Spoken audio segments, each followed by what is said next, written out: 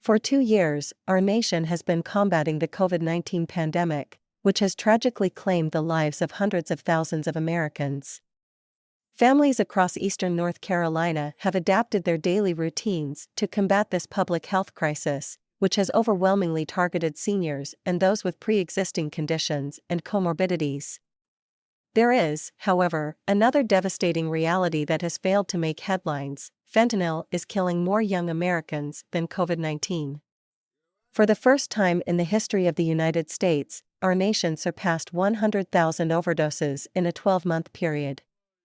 Of those 100,000 overdose fatalities reported from April 2020 to April 2021, over 64,000 deaths were due to fentanyl, a synthetic opioid that is 80 to 100 times stronger than morphine.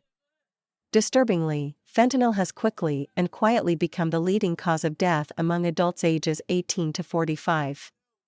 Between April 2020 to April 2021, fentanyl claimed 40,010 lives, resulting in almost twice as many deaths in the 18 to 45 age range as COVID-19, 21,335, cancer, 17,114, car accidents, 22,442, and suicide, 21,678, respectively. The vast majority of fentanyl is manufactured in China and enters the United States via the southwest border.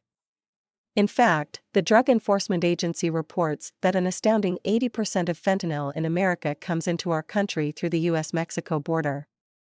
Fentanyl is often the supplemental drug of choice for smugglers and dealers, as the illicit synthetic opioid is cheaper than heroin and nearly 50 times as potent. It doesn't just stop at pure fentanyl. As the National Institute on Drug Abuse reported that last year, in 75% of cocaine deaths and 50% of methamphetamine deaths, the drugs were mixed with fentanyl.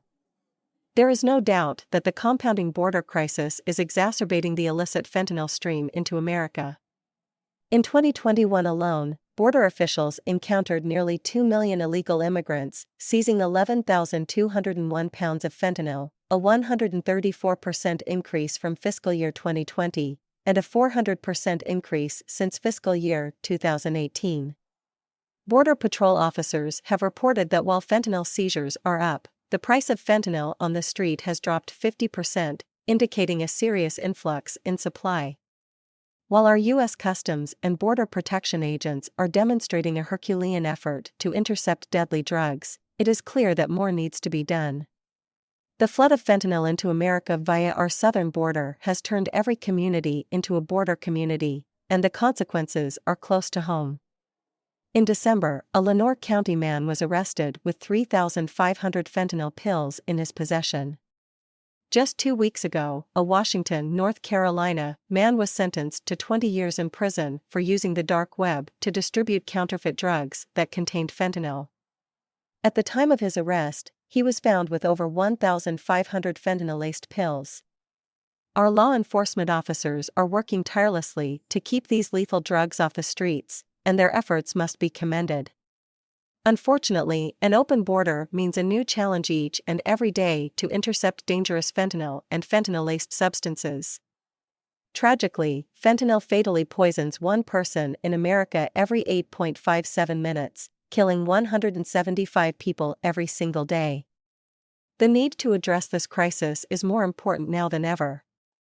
We must bolster public health intervention efforts to educate Eastern North Carolinians about the dangers of fentanyl, and support law enforcement efforts to intercept the deadly opioid as it floods across the border into our neighborhoods. It is clear to me as both a lawmaker and a physician of more than 30 years that the most important way to get the fentanyl drug crisis under control is by first securing our southern border.